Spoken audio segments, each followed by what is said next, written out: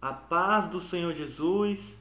Estamos começando mais uma lição, a lição de número 7, cujo tema é o lugar santo. Aleluia! Até agora estamos sendo bastante abençoados por estas lições poderosas que estão nos ensinando muito. Estamos no segundo trimestre de 2019, cujo tema geral é o tabernáculo, símbolos da obra redentora de Cristo. Se você é novo por aqui, eu peço que você se inscreva em nosso canal. Se você é uma pessoa grata a Deus, o que você deseja que os homens vos façam, faça também a eles, conforme Cristo nos ensinou. Então, deixe aí o seu gostei, o seu comentário, porque isso ajuda bastante o canal. E nesta lição de número 7, nós vamos agora se aprofundar um pouco mais acerca do lugar santo. Amém, meus irmãos? O comentarista desta lição é o pastor Elienay Cabral, um grande mestre das Assembleias de Deus. O meu pastor local é o pastor José Alves e o meu pastor presidente é o pastor Manuel Justino.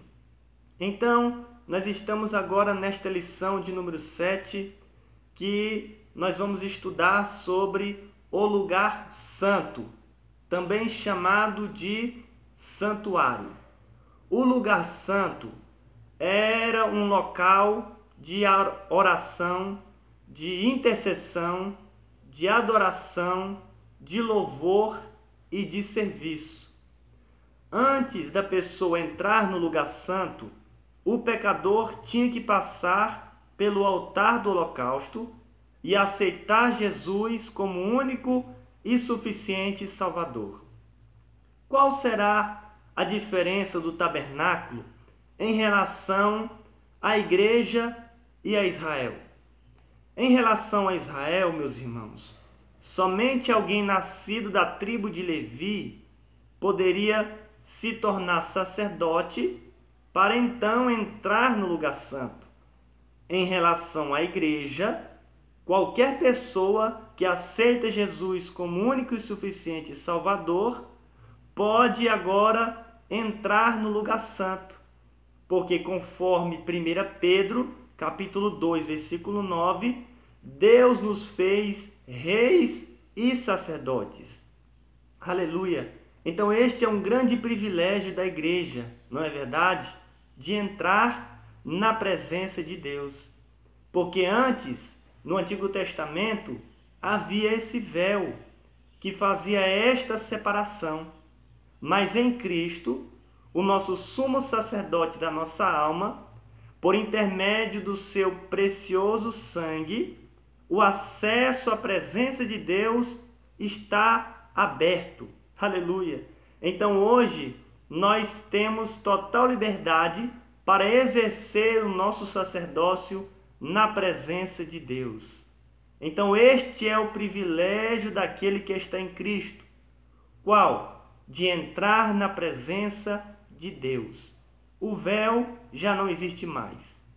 Este lugar santo nos chama a atenção, porque existem vários acontecimentos ali. Por exemplo, o rei Uzias, nós conhecemos muito bem a sua história, que ele era um rei poderoso nas guerras. E os seus engenheiros haviam fabricado uma máquina nova. Essa máquina, ela atirava tanto flecha como pedras gigantes, que matava muita gente nas guerras. Então era uma inovação nas guerras, nas batalhas. E o rei Uzias se tornou famoso, se tornou conhecido.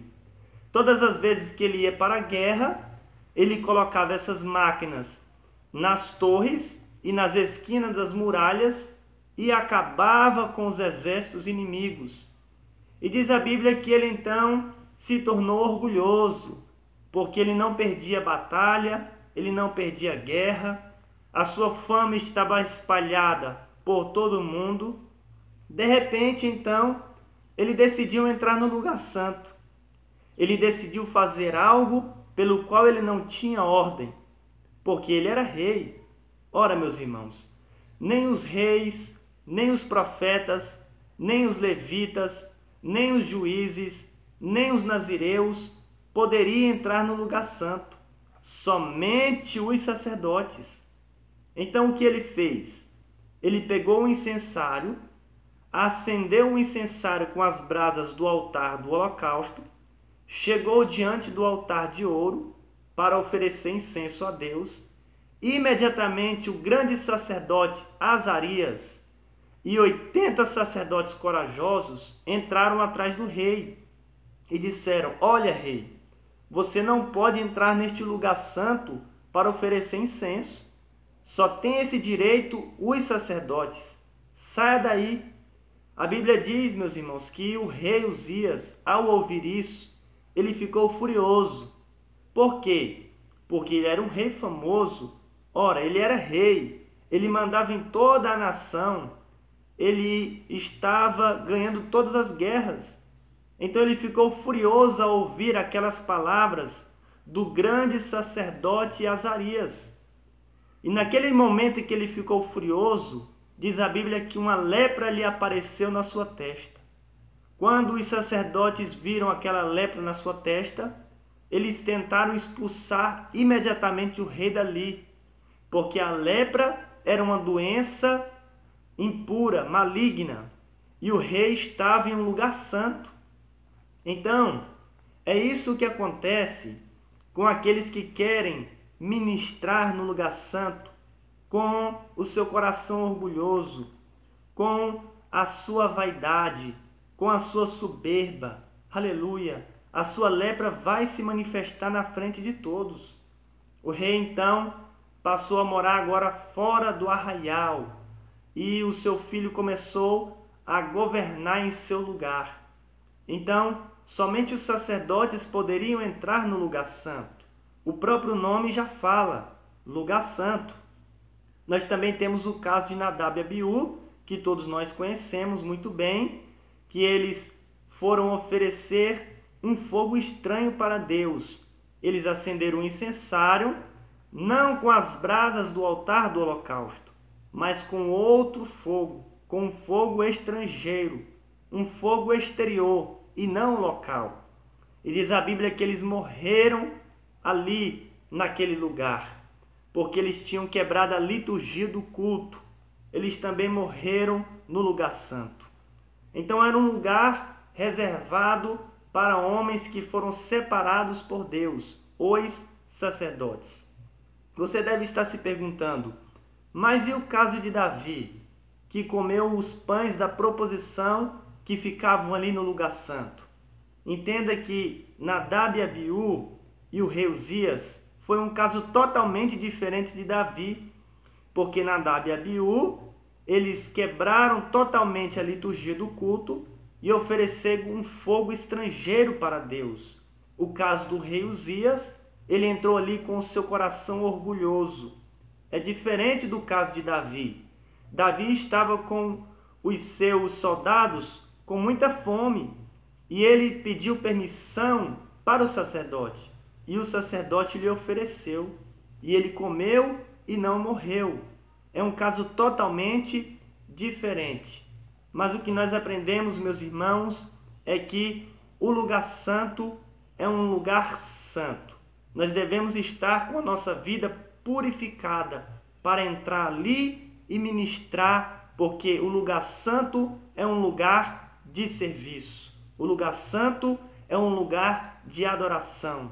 O lugar santo é um lugar de louvor. O lugar santo é um lugar de oração. E para isso, nós precisamos estar com a nossa vida em dias, não é verdade? Porque senão pode acontecer conosco o mesmo que aconteceu com o rei Uzias e com Nadab e Abiú. Porque a Bíblia diz que tudo o que dantes foi escrito para o nosso ensino foi escrito. Aleluia! Meus irmãos, quando o sacerdote entrava ali no lugar santo, havia 3 móveis. O primeiro móvel, a mesa dos pães da proposição. O segundo móvel, o candeeiro. E o terceiro móvel, o altar de ouro. Havia ali todo um passo a ser dado. Ele não podia passar de um para o outro de uma vez. Não. O primeiro ele tinha que ir, como eu já disse, na mesa dos pães. Depois ele tinha que ministrar no candeeiro, para então ministrar ali no altar de ouro. Então, quando ele entrava, o sacerdote, no lugar santo, do seu lado direito, ou seja, do lado norte, estava a mesa dos pães da proposição.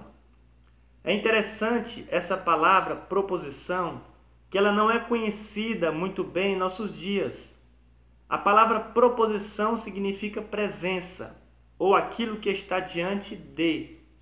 Então, os pães da proposição eram pães que estavam sempre na presença de Deus. Eram pães sagrados. Eram pães não para o alimento de Deus, mas para o alimento do sacerdote, daquele que trabalha para Deus. Porque aquele que trabalha para Deus não sofre necessidade. Não é verdade, meus irmãos? É verdade sim, porque Deus ele cuida dos seus. Os sacerdotes, uma vez por semana, todo sábado ali, ele poderia se alimentar daqueles pães. Esses pães é bastante interessante. Primeiro que a mesa era de madeira de acácia ou cetim e revestida de ouro.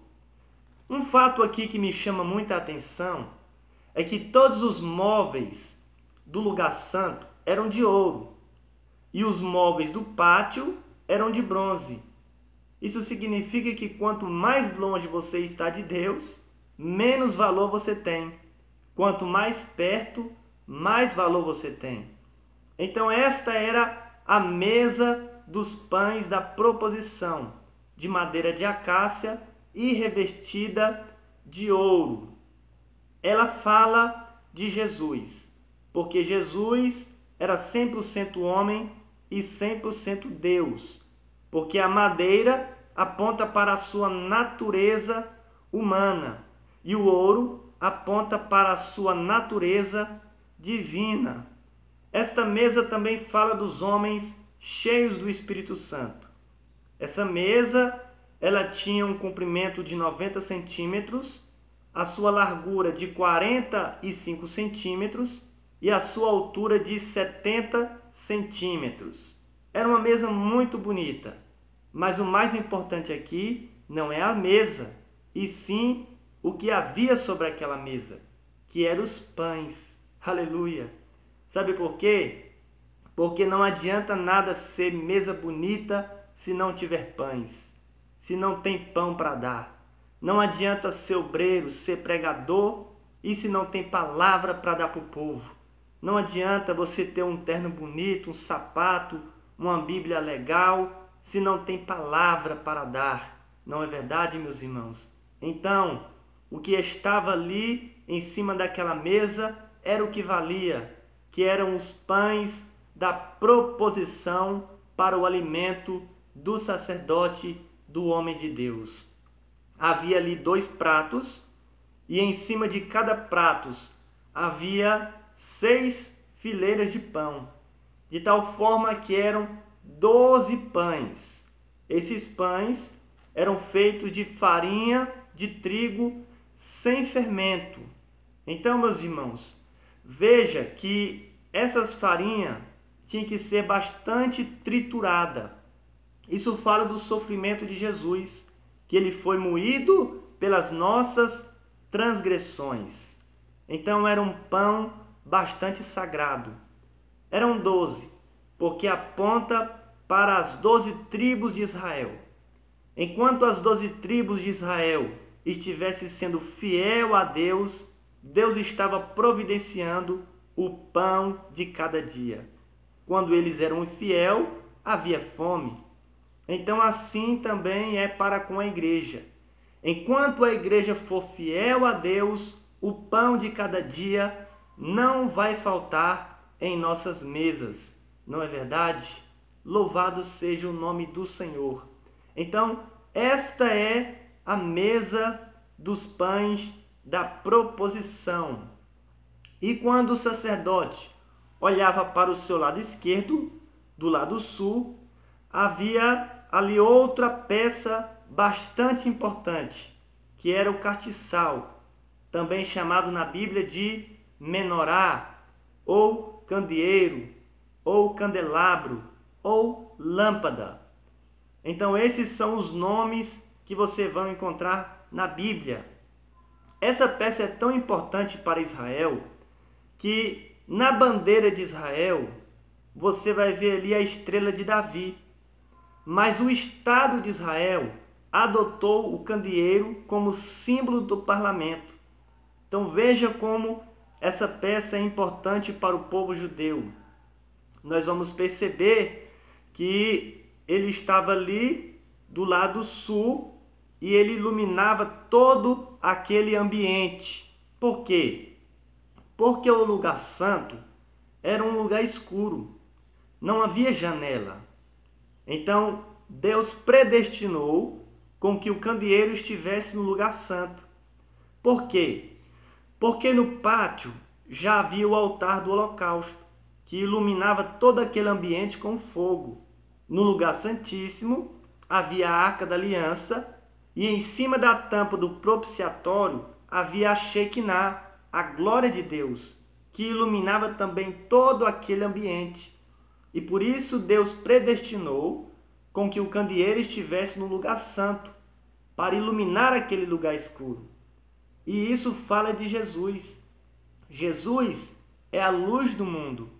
Ele veio para iluminar todo o mundo, para dissipar as trevas, bem como também a igreja. A igreja, ela tem que ser luz do mundo. Ela tem que chegar e incomodar as trevas. Não adianta você brilhar, ou seja, iluminar em um lugar onde já há luz. Não, Jesus nos chamou para iluminar nas trevas. É no lugar santo, um lugar ali escuro.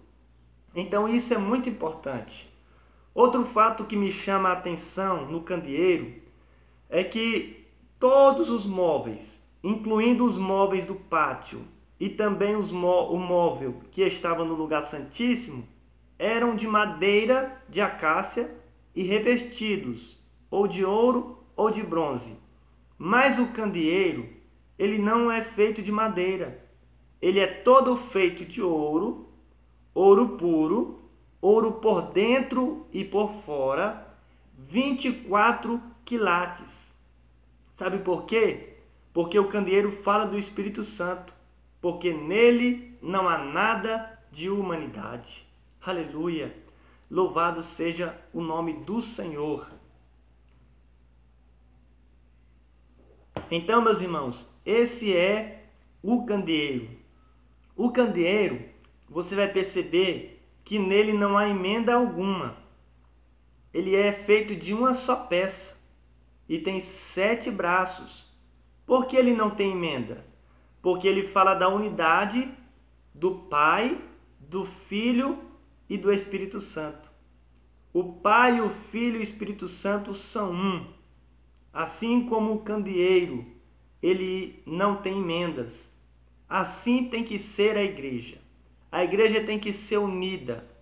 A igreja não pode ter emenda. A igreja tem que ser uma peça só. Amém? Assim como a igreja primitiva, ela é uma igreja unida.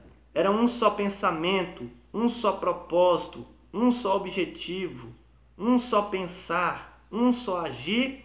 Assim tem que ser a igreja nos dias atuais. A Bíblia diz: ó, quão bom e quão suave é que os irmãos vivam em união. Então isso é muito importante. O candeeiro, ele tem muito a nos ensinar. Existiam ali as espevitadeiras, que servia para acender o fogo, e existia as pás para apagar o fogo. O falso fogo, ele deve ser apagado imediatamente. Mas quando é que o verdadeiro fogo deve ser apagado? Quando for a hora da limpeza, a hora da troca do azeite. Então, ele pegava a espevitadeira, tirava aquela borra do óleo e começava a acender as lâmpadas, porque a ordem é que aquelas 7 lâmpadas deveriam estar acesas.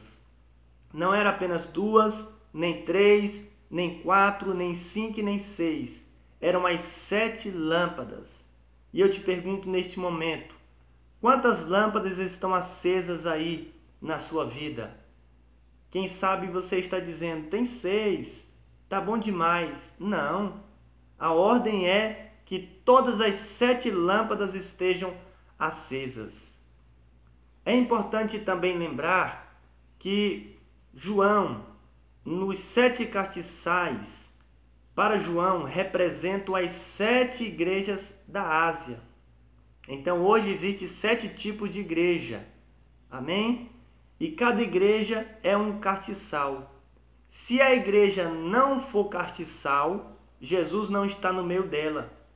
Porque você percebe no livro de Apocalipse que Jesus ele passeava ali, caminhava entre os 7 castiçais. Então, se a igreja não for castiçal, Jesus não está no meio dela. Se a igreja não estiver com as suas lâmpadas acesas, se a igreja não estiver brilhando em meio ao mundo que está em trevas, esta igreja não é castiçal. É interessante que os judeus, eles já fizeram todas as peças para o terceiro templo.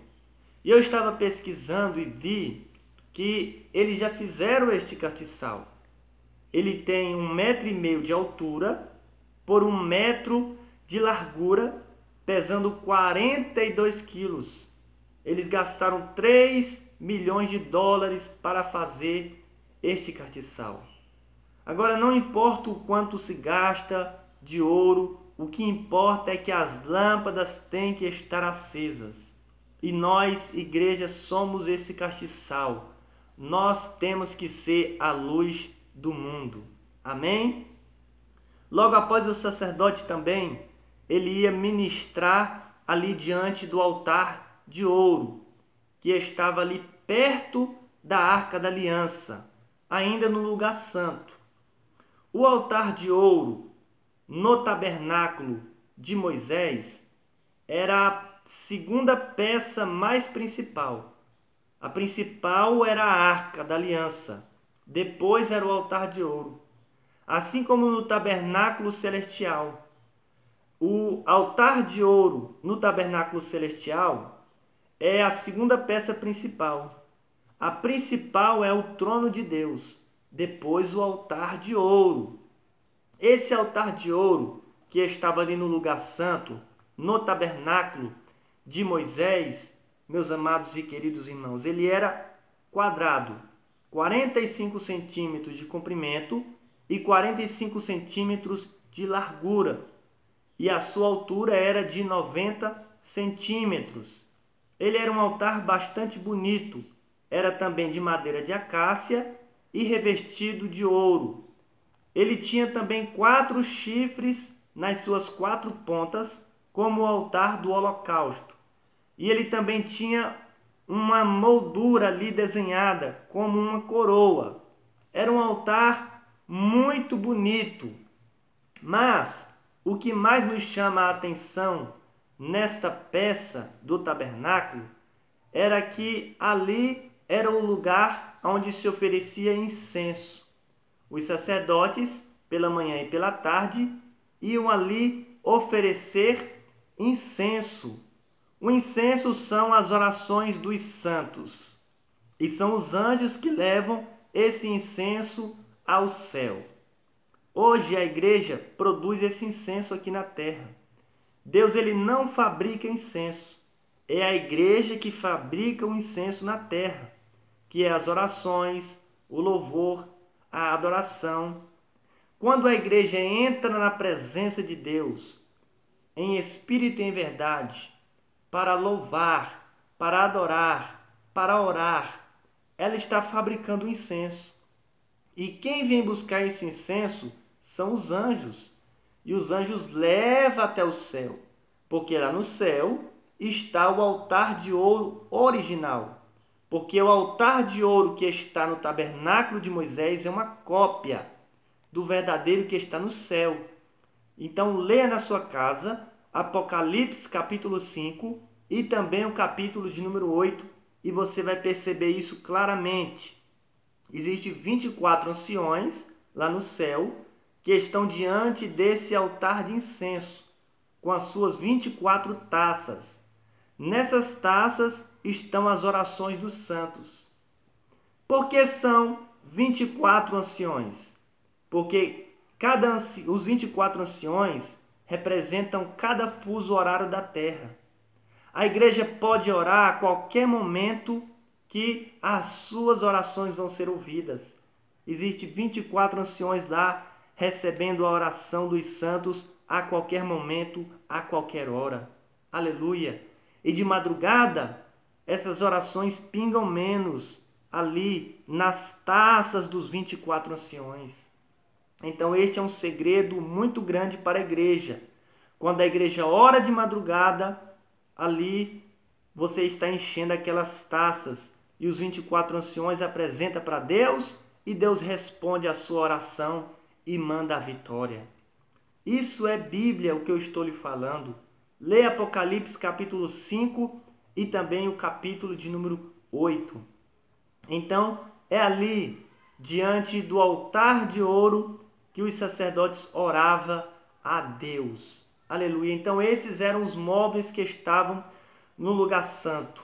E para finalizar, nós sabemos que existia ali no lugar santo, bem como no santuário, no tabernáculo, 2 portas e também havia 3 véus. As pessoas dizem que havia apenas 2 véus, mas o próprio pastor Elienay Cabral comenta no seu livro que havia 3 véus. Amém? Essas 2 portas. A primeira porta dava acesso ao pátio. A segunda porta dava acesso ao lugar santo. O primeiro véu, ele dava acesso ao pátio. Esse véu, nós já estudamos em lições anteriores, era de linho fino, azul, púrpura e carmesim. Esse era o primeiro véu. O segundo véu estava no lugar santo e o terceiro véu estava no lugar santíssimo. Eu gostaria de ler um texto com os irmãos em Êxodo capítulo 26, versículo de número 31. Depois farás um véu de azul e púrpura e carmesim e de linho fino torcido, com querubins de obra-prima se fará. Aleluia! Você prestou atenção nesta leitura? Que o véu que estava no lugar santo deveria ser feito também da mesma forma, de linho fino, púrpura, carmesim e azul. O que me chama a atenção aqui é que Bezalel e Aholiabe tinham que fazer o desenho dos querubins. Você lendo esse texto nunca se perguntou por quê? Sabe por quê, meus irmãos? Porque o lugar santíssimo foi feito para nós, para o homem. Era o Éden. O Éden era o lugar santíssimo. Deus colocou o homem ali. Mas por causa do pecado, Deus expulsou o homem dali. E o que ele fez? Ele colocou querubins ali na entrada do Éden e uma espada desembainhada que dava volta para ninguém entrar ali. Então aqueles 2 querubins que estavam ali na porta do Éden era o véu. Então todas as vezes que o sacerdote entrava ali no lugar santíssimo, ele via a figura daqueles querubins no véu, para lembrar que o homem perdeu essa oportunidade de sempre estar no lugar santíssimo por causa do pecado. Então, esse foi o propósito de Deus determinar Moisés, e Moisés dar ordem a Bezalel e a Oliabe ali bordar aqueles querubins no véu, para se lembrar que o homem perdeu essa oportunidade de estar sempre na presença de Deus por causa do pecado. Então, quando Cristo, que é o linho, foi torcido na cruz do Calvário, diz a Bíblia que o véu se rasgou de alto a baixo. Aleluia! E hoje nós temos acesso à presença de Deus. A igreja do Senhor Jesus tem essa plena liberdade. Devemos entrar na sua presença com ousadia. Amém? Que Deus possa lhe abençoar poderosamente em nome de Jesus.